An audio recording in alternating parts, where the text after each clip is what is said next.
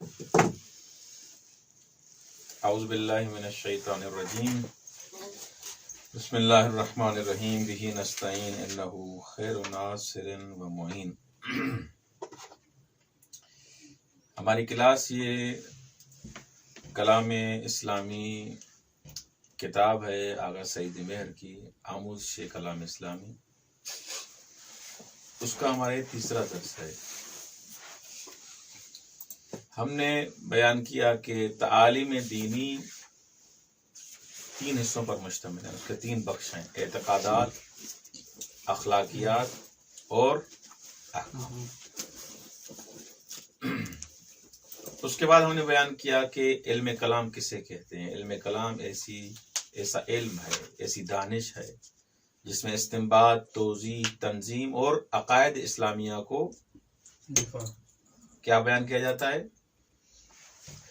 اس کو ثابت کرنا ہے، اس کے دفاع کیا جائے، اس کا استنباط، توضیح،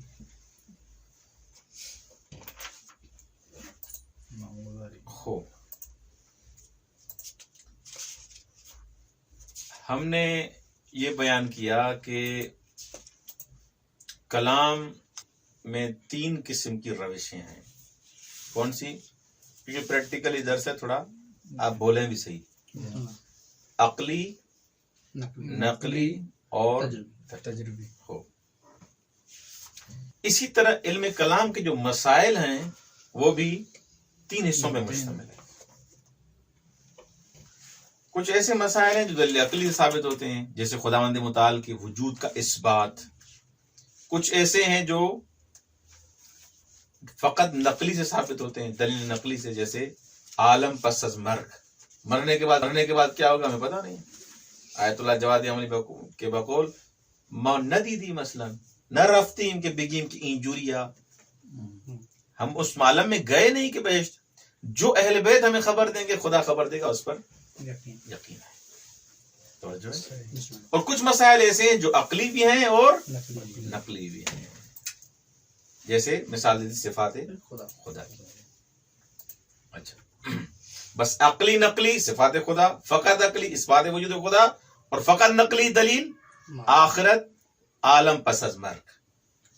توجہ؟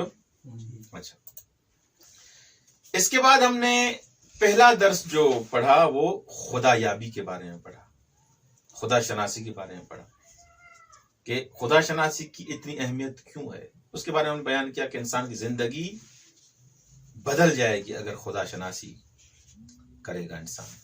اچھا، اور خدا شناسی امر مہم اور ضروری ہے، واجب ہے۔ پھر سوال ہم نے کیا کہ یہ خدا شناسی کیوں ضروری ہے، اس کے دو جواب دیے ہم نے۔ توجہ کریں میری طرف، دو جواب دیے۔ ایک، دفع ضرر محتمل، کیونکہ جلسہ گزشتہ کا خلاصہ بیان کر رہا ہوں اس لیے آپ توجہ کریں۔ دفع ضرر محتمل و شکر منعم، دو دلیلوں کی بنیاد پر۔ اچھا، خدا شناسی کہ آیا مراتب ہیں یا مراتب نہیں؟ بالکل مراتب ہیں۔ خدا شناسی کے تین مرتبے ہیں، تین مراتب ہیں۔ نمبر ایک، ذات خدا کی شناخت، اوصاف الہی کی شناخت، وجود خدا کی شناخت۔ ذات خدا کے لیے بزرگان فرماتے ہیں، جو بھی علم کلام کے ماہر ہیں، وہ کہتے ہیں کہ ذات خدا کو کوئی نہیں پہچان سکتا۔ وجہ کیا بیان کی؟ کہ وہ لامحدود ہے۔ انسان چاہے انبیاء ہوں چاہے اولیاء، وہ سب کیا ہیں؟ محدود ہیں۔ تو ایک محدود لامتناہی کو کیسے پہچانے؟ تو بس شناخت کے فقط دو طریقے ہیں۔ ایک، وجود خدا، کوئی ہستی ہے، کوئی ذات ہے جس نے مجھے خلق کیا ہے۔ اچھا، اور دوسرا اوصاف و افعال خداوند متعال کے اوصاف اور افعال کو پہچاننا۔ یہ دو طریقے تھے۔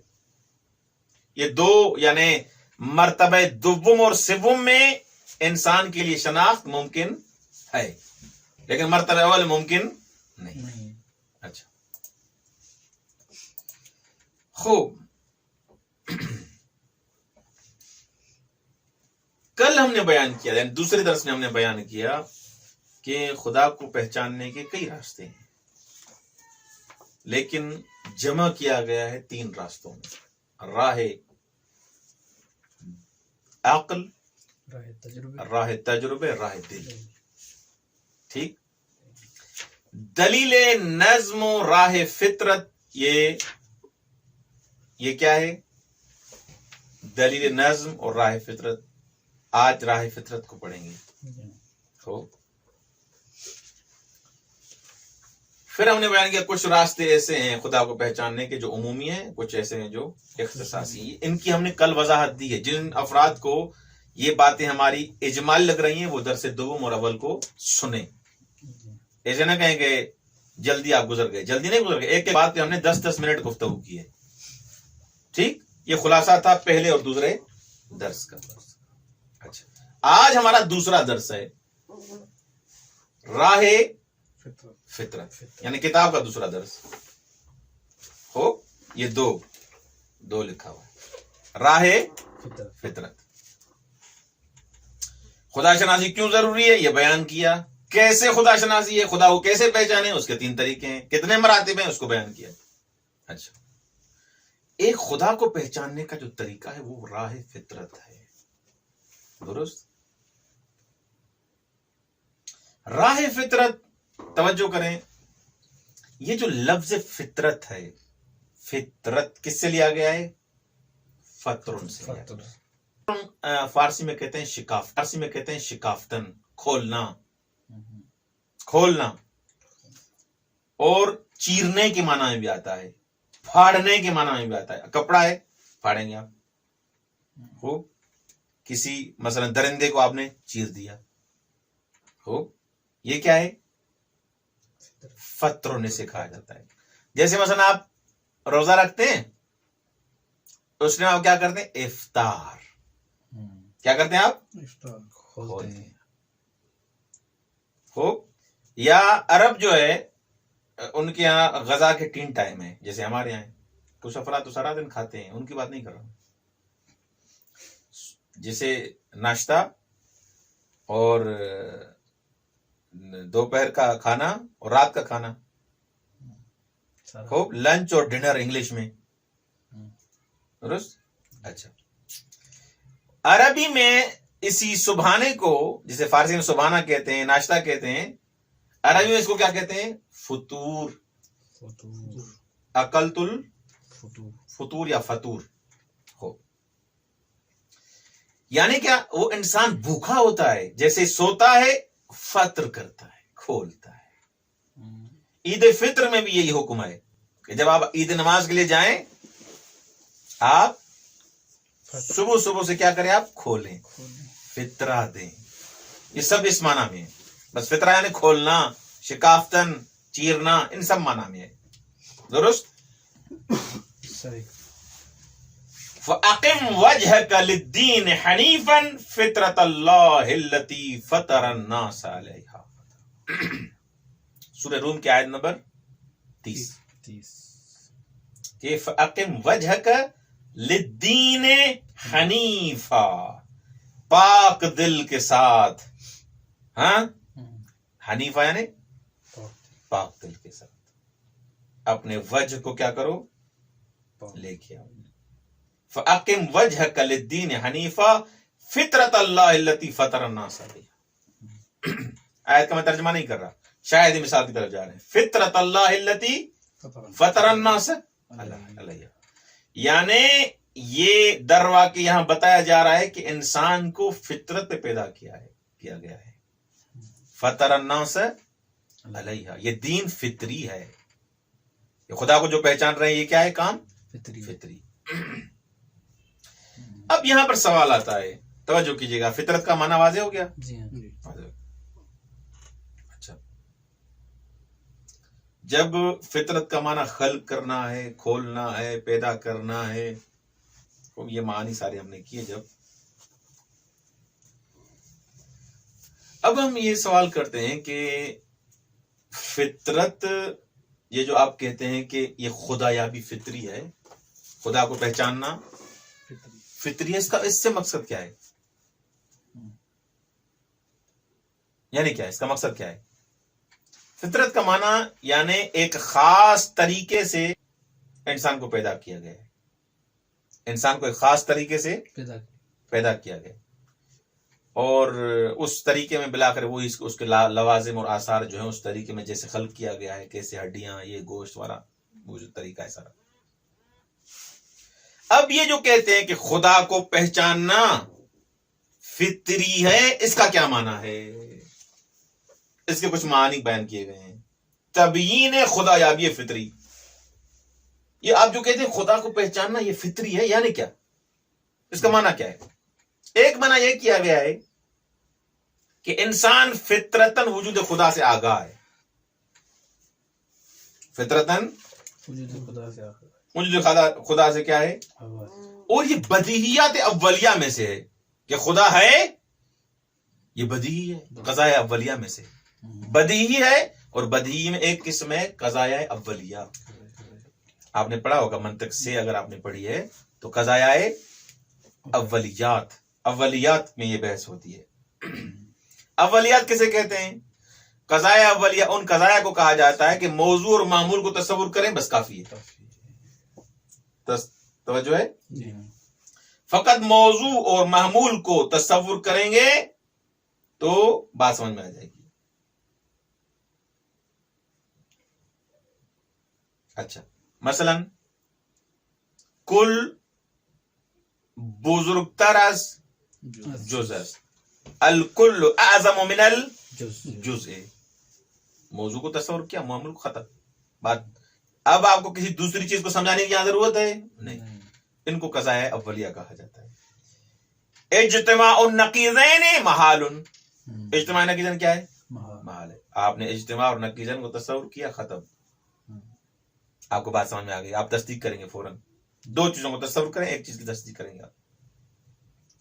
بس فطری یہ جو کہتے ہیں خدا کا سمجھنا، خدا کی شناخت فطری، اس کا مطلب یہ ہے کہ خدا کی شناخت بدیہیات اولیہ میں سے ہے. ایک جواب یہ ہے بدیہیات، بدیہی یعنی آسان، بدیہی یعنی جس میں غور و فکر کی ضرورت نہ پڑے، واضح ہو. توجہ.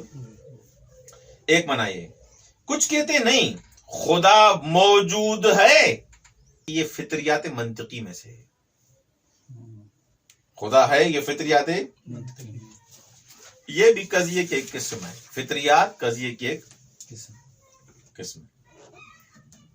یہ ایسا قضیہ ہوتا ہے جس میں دلیل کی ضرورت ہوتی ہے. اس میں کیا ہوتی ہے؟ دلیل کی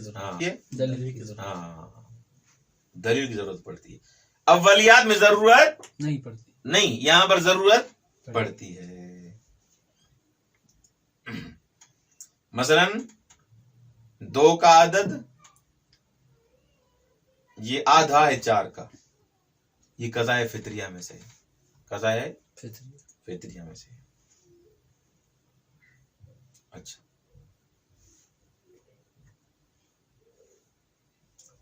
اس تفسیر کے حساب سے بھی آغا صاحب کہتے ہیں کہ اگر ہم خدا کو، خدا کی معرفت، خدا کا ہونا قضائے فطریہ میں سے سمجھیں ہو، کیا ہوگا اس میں بھی فقط آپ ذہن کو تھوڑا توجہ دیں گے، آپ کو پتا چل جائے خدا ہے. زیادہ محنت کی ضرورت نہیں پڑے گی. اچھا خوب، یہ 2. تیسری تفسیر کیا ہے؟ خداوند پیش از ورود انسان به دنیا خویش را به او شناسانده است. یعنی کیا؟ خدا کی شناخت فطری ہے، خدا کو کا وجود پہچان لیتا ہے انسان. اس کا مطلب یہ ہے کہ اللہ تبارک و تعالی نے انسان جب اس دنیا میں نہیں آیا تھا، اس آنے سے پہلے خدا نے اس کو کہا ہے کہ میں کون ہوں، اپنی معرفت اس کے وجود میں ڈال دی. خدا نے اپنے آپ کو پہچانوایا ہے کہ میں کون ہوں. یہ کہاں ہوا؟ اس عالم طبیعت، یہ عالم طبیعت ہے، یہ عالم ناسوت ہے. اس عالم طبیعت میں آنے سے پہلے خدا اس عالم میں، عالم الست میں جب انسان تھا، اس وقت خدا نے کہا تھا کہ میں اللہ ہوں. یہ انسان کو اللہ نے اپنی معرفت عطا کر دی تھی. یہ ہے خدا کی شناخت فطری، اس کا مطلب یہ ہے. توجہ ہے. ہو جب یہ بات ایسے ہو گئی، تیسرا نظریہ یہ ہوگا کہ خدا بند متعال نے انسان کو پہلے ہی کوئی دلیل مطلب کیا ہے، یعنی خدا بند متعال نے انسان کو آنے سے پہلے یہ سب کچھ چیز اپنی معرفت عطا کر دی. 3 نظریے ہو گئے. چوتھا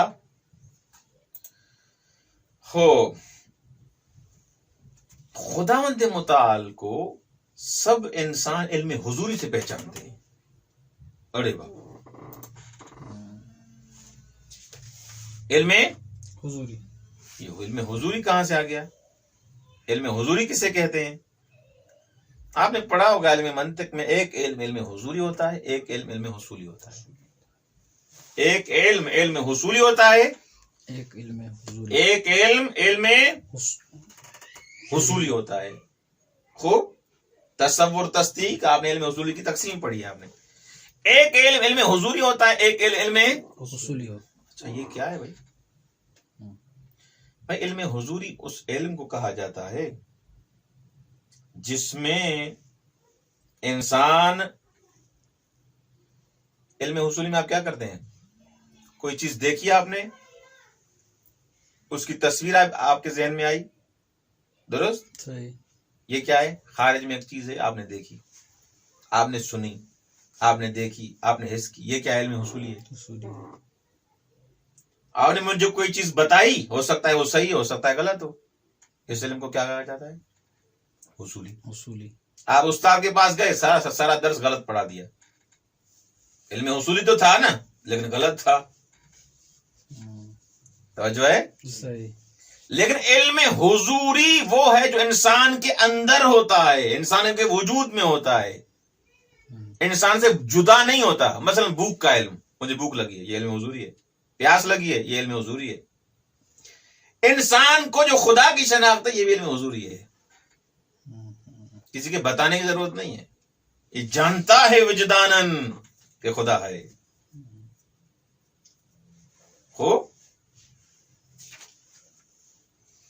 دیکھیں علم حصولی میں معلوم خارج میں ہوتا ہے. مثلا اس کیمرہ کا علم، اس دیوار کا علم، اس جبے کا علم، اس کتاب کا علم خارج میں ہے. لیکن علم حضوری میں وہ شے خود حاضر ہوتی ہے اندر. وجدان. جو ہے معلوم بے نفس ہی عالم کیا حاضر ہوتا ہے، معلوم بے نفس ہی عالم کیا ہوتا ہے؟ حاضر ہوتا ہے. بس علم حصولی میں خطا کا امکان ہے، علم حضوری میں خطا کا امکان نہیں. مجھے بھوک لگی ہے، میں کہوں نہیں تجھے نہیں بھوک لگی ہے، اس میں خطا کا امکان نہیں ہے. میرا وجدان، میرا ضمیر یہ جھوٹ نہیں بولے گا. یہ علم حضوری ہے. علم حضوری. خوب واضح ہو گیا. 4 تفسیریں کی ہم نے. اچھا، لیکن ان تفسیروں کے باوجود ایک نقطے کی طرف میں آپ کو توجہ ضرور دلاؤں گا. 4 تفسیریں آپ نے کی. خدا کو ہم کیسے پہچانتے ہیں، اس کے 4 طریقے آقا نے بیان کیے. قضائے اولیہ میں سے، قضائے فطری میں سے، خدا نے عالم الست میں اس کو بتا دیا تھا. علم حضوری رکھتا ہے، یہ خدا یابی ہے. لیکن اگر یہ خدا کی معرفت فطری ہے، خدا کو انسان پہچانتا ہے، تو یہ ملحد کیوں انکار کرتے ہیں؟ کافر انکار کیوں کرتے ہیں؟ کرتے ہیں نہیں کرتے؟ جی ہاں، انکار کرتے ہیں. سوال آ سکتا ہے نہیں آ سکتا ہے. کہہ رہے ہیں یہ خدا کے وجود کا عقیدہ فطری ہونا، کہ خدا کا ہونا فطری ہے، اس کا عقیدہ رکھنا، یہ اس بات کا مستلزم نہیں کہ خدا کا انکار کوئی نہ کرے. کیونکہ ہم دیکھتے ہیں پوری دنیا میں کئی کافر موجود ہیں، کئی ملحد موجود ہیں، کئی شکاک موجود ہیں. ہاں، شک کر کر خدا کا انکار کر دیتے ہیں. یہ بدیہی کہتے ہیں نا، 2 2 4. یہ ٹیبل اس ماؤس سے بڑی ہے. بچے سے ہی پوچھیں گے کہے گا بڑی ہے؟ نہیں، بدی ہو بدی ہے بالکل، اس میں کوئی غور و فکر ضرورت ہے؟ یہ بدیہی چیزوں کا انکار کیوں کرتے ہیں؟ یہ آیا یہ بدیہی ہونے سے ختم ہو جائے گی اگر وہ انکار کرے گا؟ خوب، تو پھر کیا ہے؟ جواب یہ دیتے ہیں کہ خدا نے ان کو پاک و پاکیزہ پیدا کیا، سشتہ رفتہ، صاف شفاف پیدا کیا. انہوں نے اپنی فطرت کو تبدیل کر دیا، انہوں نے اپنے دل کو کالا کر دیا، زنگ لگا دیا، انکار کر کر کے، شک ڈال ڈال کے خدا کا انکار کر دیا. توجہ ہے؟ تو اس سے یہ مطلب نہیں کہ بدی چیز کا کیا ہو گیا، بدی نظر ہی ہو جائے گی. نہیں، بدی نظر نہیں ہوگی، اس نے اپنا بیڑا غرق کیا ہے. جب تک انسان حجاب اپنے اوپر نہیں ڈالے گا، خداوند متعال نے ہدایت سب کے لیے رکھی نہیں رکھی؟ قرآن سب کے لیے ہدایت ہے یا نہیں ہے؟ تو کیوں کہتا ہے ہدی للمتقین؟ ہدی للناس بھی کہتا ہے، ہدی للمتقین کیوں کہتا ہے؟ یعنی کیوں کہتا ہے قرآن کی ہدایت میری سب کے لیے لیکن ہدایت فقط متقی حاصل کریں گے؟ یہ کیوں کہتا ہے؟ میں سب کے لیے ہوں لیکن یہ انرجی فقط کون لے گا؟ متقی. یہ کیوں؟ قرآن تو سب کے لیے. اس لیے کہ اس غیر متقی نے، اس کافر نے، اس منافق نے، اس گنہگار نے اپنے سامنے خود دیوار کھڑی کر دی. اللہ نے ایک چراغ روشن کیا، ایک نور، بلب. دیکھیں میں بلب روشن کروں، بلب روشن کر دوں تو ایک شخص آئے اپنے آپ کو ایک جبے میں 6-7 تہوں کے ساتھ کیا کر دے، بند کر دے، اس کو روشنی ملے گی؟ نہیں ملے گی. آپ رضائی ڈالتے ہیں نا اس میں سردیوں میں، رضائی ڈالتے ہیں، روشنی نہیں آتی، اندھیرا ہو جاتا ہے اندر. آنکھیں بند کریں کیا ہو جائے گا؟ اندھیرا ہو جائے گا. تو خدا نے یہ نور جو قرآن ہے، ہدایت ہے، سب کے لیے روشن کیا ہے. یہ کافر کیا کرتے ہیں؟ اس روشنی کو ایسے مدھم کر دیتے ہیں، خود اپنے آپ پر کیا کرتے ہیں؟ حجابات ڈال دیتے ہیں. گناہ کا حجاب، کفر کا حجاب، الحاد کا حجاب، نفاق کا حجاب. اب یہ ان کو نظر نہیں آئے گا. جیسے وہ چلا گیا اس کارٹون میں، ڈبے میں چلا گیا نا، وہ جو بیٹھا والا کمرے میں اتنی بڑی روشنی تھی، اتنی یہاں پر روشنی ہے لیکن ایک ایسے ڈبے میں چلا جائے جس کے اندر زپ ڈال دے، زپ لگا دے، پھر بند کر دے بالکل، اس کو روشنی ملے گی؟ نہیں ملے گی، کبھی نہیں ملے گی. کیوں نہیں ملے گی؟ کیونکہ اس نے خود اپنی طرف سے غلاف ڈال دی. سورج سب کے لیے ہے یا نہیں ہے؟ میں کمرے میں آ کے بیٹھ جاؤں، سورج نہیں ہے بھائی، تم نے خود اپنے آپ کو بند کیا ہوا ہے. سورج تو سب کے لیے. تو کافر بھی ایسے ہیں، ہدایت سب کے لیے لے نہیں رہے، وہ خود اپنے آپ کو حجابات میں انہوں نے بند کیا ہوا ہے. بس فطری ہونا آپ کے لیے واضح ہو گیا کہ ضروری نہیں کہ جو ملحد ہیں، کافر ہیں، ہاں وہ ایسے نہیں ہے کہ شروع سے ہی ایسے تھے. نہیں، انہوں نے خود اپنی طرف سے یہ کام کیا ہوا ہے. پروردگار عالم آپ کو سلامت رکھے. والسلام علیکم ورحمۃ اللہ وبرکاتہ.